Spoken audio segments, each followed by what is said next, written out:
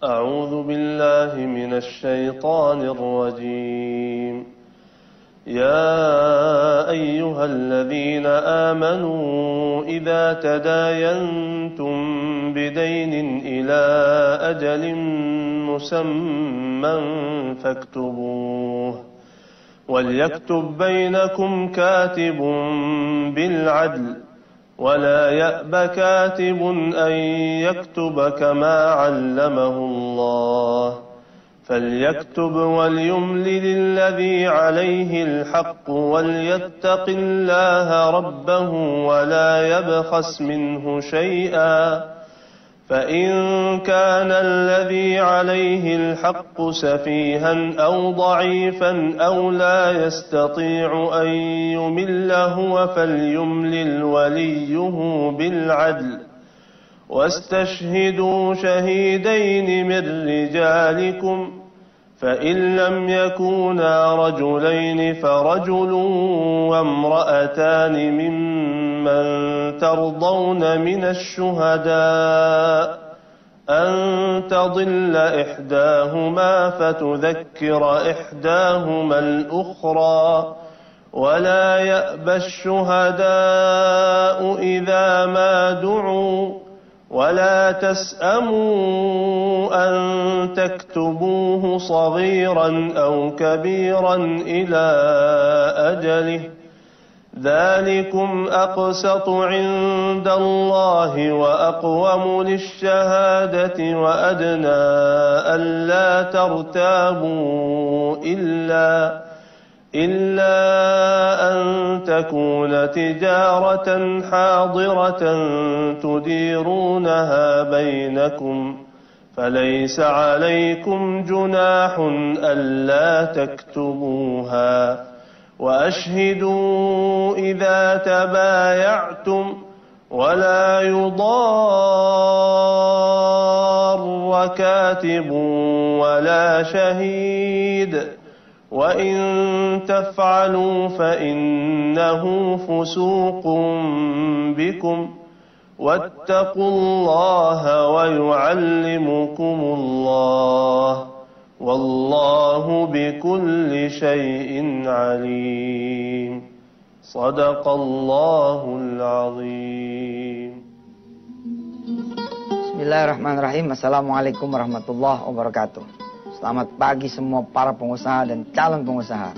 Insya Allah makin banyak anak-anak yatim yang nanti bergembira, makin banyak anak-anak duafa yang kemudian bergembira, makin banyak nanti orang-orang miskin yang diangkat derajatnya oleh Allah SWT lewat wasilah Anda semua. Berbahagialah saudara semua, saudaralah yang insya Allah akan mengupgrade banyak madrasah yang doyong menjadi berdiri. Saudaralah kemudian dipilih Allah dengan duit saudara, dengan uang saudara, ya, untuk memergikan haji, umroh. Saudara-saudara punya saudara, saudara-saudara punya orang tua, saudara-saudara punya karyawan-karyawati, insya Allah. Dengan menjadi pengusaha, insya Allah memang akan lebih banyak lagi kesempatan terbuka lebar bahwa saudara kemudian berdiri tegak, insya Allah. Tapi jangan lupa, jadilah seorang pengusaha yang tidak ngecilin pekerja. Jadilah seorang pedagang yang tidak ngecilin orang yang masih bekerja. Semua sama, yang membedakan adalah derajat ketakwaan pada Allah Subhanahu wa taala. Yang kerja juga bisa kaya, nggak usah nunggu jadi pengusaha kalau cuma buat pengen kaya. Maka kita belajar pada hari ini dan hari-hari sebelumnya juga, hari-hari esok nanti insya Allah, bahwa insya Allah kita berkenan menjadi pengusaha karena ibadah kepada Allah. Hari ini sebagaimana janji saya kemarin atas izin Allah, kita akan membahas 7 prinsip pengusaha. Ini saya ambil dari surah Ali Imran ayat 14, 15, 16 dan 17. Silakan saudara buka Al-Quranul Karimnya, Ali Imran. Surah Ali Imran ayat 14 sampai ayat 17. Silakan saudara lihat terjemahan di bawah ini. Mari kita sama-sama mengaji kepada Allah Subhanahu wa taala punya Qur'annya, dan sambil saudara perhatikan terjemahannya. Inilah yang menjadi 7 prinsip pengusaha yang diambil, diekstrak dari surah Ali Imran ayat 14 dan 17. A'udzu billahi minasy syaithanir rajim. Zuyyina lin-nasi hubbus syahawati minan nisa' والبنين والقناطير المقنطرة من الذهب والفضة والخيل المسومة والأنعام والحرث ذلك متاع الحياة الدنيا والله عنده حسن المآب قل أنبئكم بخير من ذلكم للذين اتقوا عند ربهم جنات تجري من تحتها الأنهار خالدين فيها وأزواج مطهرة ورضوان من الله والله بصير بالعباد الذين يقولون ربنا إننا آمنا فاغفر لنا ذنوبنا وقنا عذاب النار الصابرين والصادقين والقانتين والمنفقين والمستغفرين بالأسحار صدق الله العظيم. Pemirsa yang dirahmati Allah, sudah lihat terjemahannya. Zuyyina lin-nasi. Manusia itu memang dihiasi oleh Allah Subhanahu wa taala ya, keinginan terhadap dunia. Pengen kendaraan, pengen mobil, ya, pengen rumah. Digambarkan oleh Allah di surah Ali Imran ayat 14. Tapi kemudian Allah mengabarkan, bi khairim mir rabbikum, mau enggak yang lebih baik daripada itu semua? Lebih baik daripada mobil, motor, rumah, apartemen, deposito yang emas dan sebagainya, saham, bi khairim mir rabbikum, mau enggak? Kalau mau, kata Allah, apa? Alladzina yaquluna Rabbana amanna faghfir lana dzunubana. Ini prinsip yang pertama. Amanna. Ada belief, ada keyakinan kepada Allah Subhanahu wa taala. Kadang-kadang kita jadi pengusaha nih ya, nggak yakin gitu. Ya. Ada seorang sahabat yang datang kepada saya dengan istrinya. Fulan dan Fulana datang. Saya tidak mengerti dan tidak tahu juga bahwa mereka usaha di tempat yang kecil, ukuran sekian kali sekian, misalkan 3 kali 3. Saya pun tidak tahu bahwa si Fulan dan si Fulana ini, ya, kemudian bermodal dengan modal yang cekak. Saya pun tidak tahu si Fulan dan si Fulana ini tidak ada orang lain kecuali dia saja berdua. Lalu dia bilang kepada saya bahwa kami hanya mengerjakan ini berdua. Yang begini ini sebenarnya mengandung kalimat negatif. Gitu. Nggak perlu memberitahu ini kepada orang lain. Yang kita kasih tahu adalah mimpi kita, impian kita, cita-cita kita, sesuatu yang membesarkan kita yang kemudian berangkat dari amanah. Saya termasuk yang tidak suka pemirsa ya. Kalau misalkan ada teman usahanya sablon atau spanduk itu percetakan itu.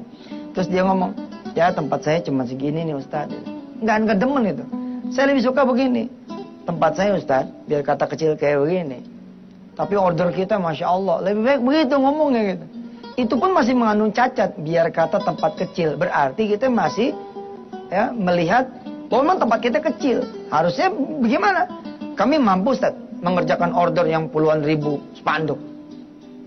Nanti teman-teman akan bilang, mana caranya? Orang apa namanya studio ente aja cuma segede gini. Apa dia bilang? Jangan ngeliat studionya dong. Pokoknya lihat kerjaannya aja. Apa bisa kemudian hanya dengan bermodalkan rumah? Oke? Lalu kita bisa ekspor. Kita punya produk kaos, kain, sarung, peci, macam ke mancanegara. Ya saudara nggak boleh bilang cuma bermodalkan rumah. Allah udah ngasih rumah. Itu udah lebih hebat. Ada orang-orang yang nggak punya rumah dia bisa usaha. Aman, belief, iman. Maka kemudian modal belief yang paling tinggi, modal kepercayaan diri yang paling tinggi adalah apa? Dia punya Allah. InsyaAllah ya, 6 yang berikutnya kita akan bahas berturut-turut setelah yang berikut ini. Silakan. Terima kasih masih bersama Yusuf Mansur di Wisata Hati Antv. Jangan lupa pemirsa, Ditunggu rekening ya sedekah untuk percetakan Al-Quran, sedekah sawah, makan santri dan lain-lain di rekening BCA ke BCA Bintaro 60307799922 atas nama Darul Quran Nusantara. Konfirmasi ke saudara Hendy 081590031181. Yang pengen rekening yang lain silakan nanti dilihat di www.yusufmansur.com. Baik. Dengan prinsip amanah ini yang pertama, maka Allah menghendaki kita tidak menjadi the loser, tapi jadi the winner. Nggak ada istilah begini, saya emang nggak bakal bisa masuk Ustadz ke departemen anu, ngambil proyek anu. Kenapa? Karena saya nggak punya rekanan. No, amanah. Kamu punya aku, kata Allah. Kenapa kamu sandingkan aku dengan yang lain? Apakah kalau kamu tidak punya orang di dalam departemen yang kamu itu tuju, lalu kamu tidak akan mendapatkan proyek, sedangkan aku adalah yang memiliki semua departemen di belahan bumi manapun, kata Allah. Amanah menjadikan Anda menjadi lebih hebat lagi. Kenapa? Karena Anda menggandeng Allah Subhanahu wa taala. Prinsip dasar yang pertama, Anda punya Allah. Datang order nih, jebret gitu. Bos, ada ini nih, order nih, kita ekspor nih 5 kontainer. Waduh, gimana ya? Aneh bukannya nggak bisa nih. Namanya nggak bisa loh. Udah pasti nggak bisa begitu mah, ngomongnya begitu. Aneh bukannya nggak mau, ini namanya nggak mau. Amanah dong. Terima kasih dulu dong. Ya siap, dikasih waktu berapa lama? Ya kalau emang ente sanggup, ente kabarin dulu. Ya bilang aja ente sanggup. Begitu orang itu berlalu, ente ambil air wudhu. Ente sholat sunnah 2 rakaat. Jangan nunggu ntar malam, hari itu juga, pagi itu juga ente sholat. Bismillah, wow. Habis sholat ente ngomong, ya Allah engkau tahu. Nah, ngomongnya sama Allah aja. Ngomong ketidakberdayaan tuh ya. Ngomong ketidakberdayaan, ketidakmampuan, ya. Ngomongnya jangan sama orang. Kalau sama orang jadinya the loser. Ya ente lihat sendiri mesin aneh nggak ada yang gede, mesinnya kayak begini. Mana caranya? Ntar kalau aneh punya modal, lama sekali. Lama sekali. Udah. Terus ngomongnya juga jangan begini. Kita baru mampu 2 nih. Jangan, lebih baik ngomongnya kita mampu Ustaz. Untuk mensuplai 1000 agen. Jangan ngomongnya, saya nih baru mampu mensuplai 10 agen karena begini. Itu the loser. Amanah, Allah aja udah. Jadi bicaranya apa? Dreams, visions. Beli batik 30, yang mesen gak jadi. Terus, becoming the loser or the winner? Biasanya orang jadi the loser. Aduh, udah dibeli gak jadi. Udah dipesan kayaknya. Akhirnya apa? Makin banyak sisi the loser yang lainnya. Mana duitnya boleh ngutang lagi.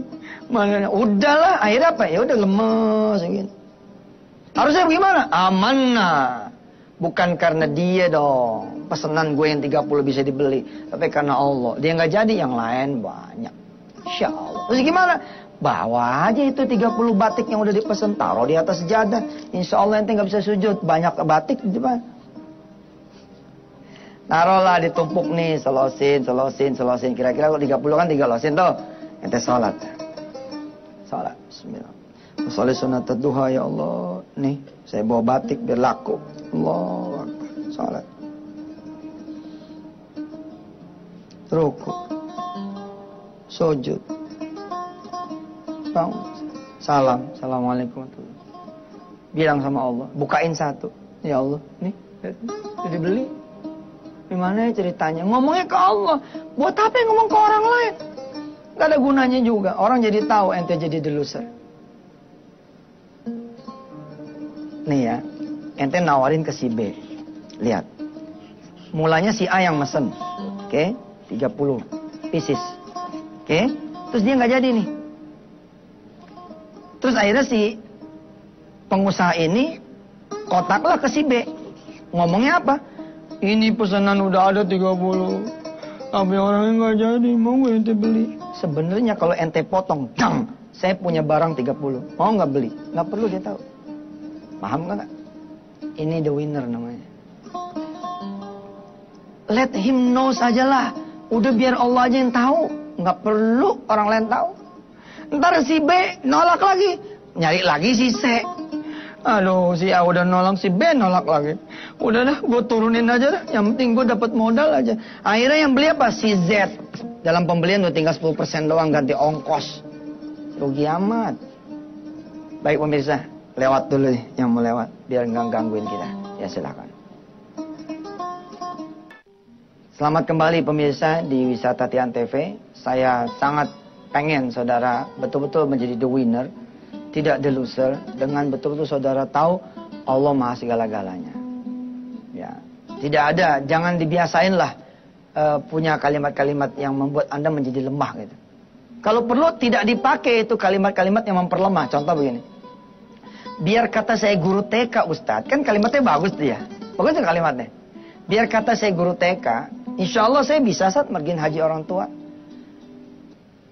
Enggak, itu tuh masih ada separuh the loser. Masih, emangnya kenapa dengan guru TK?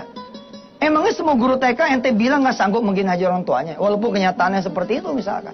Tapi kalimatnya jangan begitu. Kalimatnya gimana? Insya Allah Ustaz, saya pengen ngeberangkatin orang tua saya haji.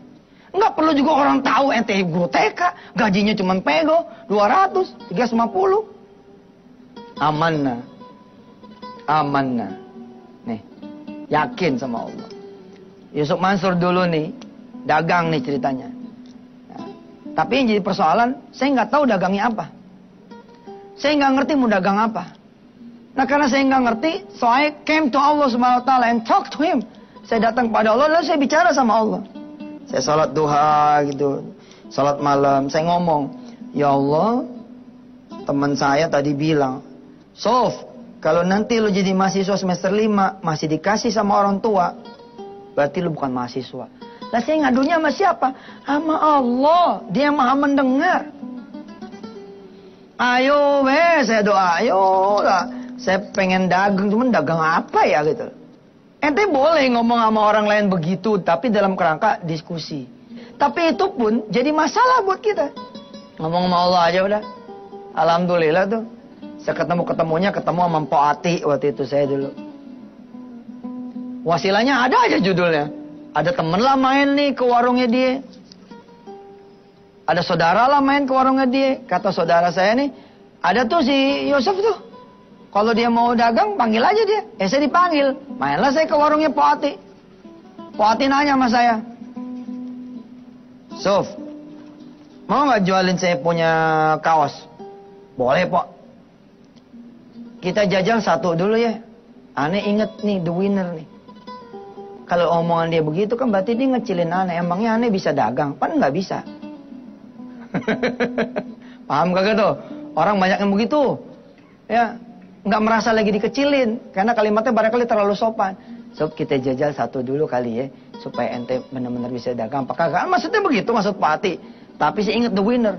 Saya ngomong begini. Jangan satu dong Pak. Kalau mau ngasih saya, 2 losin. Kan cakep tuh. Pak Ati nanya sama saya. Emangnya bisa nggak ada pengalaman dagang jual 2 losin pakaian? Ya, saya bilang, Mpok Ati, ya ngasih saya 20 losin juga, caranya sama aja. Mpok Ati nanya, apaan emang caranya? Ya caranya saya tinggal sholat aja. Tinggal bilang sama Allah, ya Allah, saya udah ngambil barang dagangan nih, tolong cariin pembelinya dong. Enak kan sama Allah mah. Mpok Ati ketawa tuh, wow, nggak ada di sekolahan bisnis diajarin kayak begitu. Nggak ada pedagang yang modal kayak ikhtiar tetap perlu. Saya bilang, bos, ikhtiar ukhrawi itu jadi satu. Emang lo kata langit akan berdiri tanpa bumi. Bumi akan berdiri tanpa langit. Kagak kan? Dua-duanya. Berarti apa? Ikhtiar langit, ya ikhtiar bumi. Nggak bisa kemudian di sebelah-sebelahin.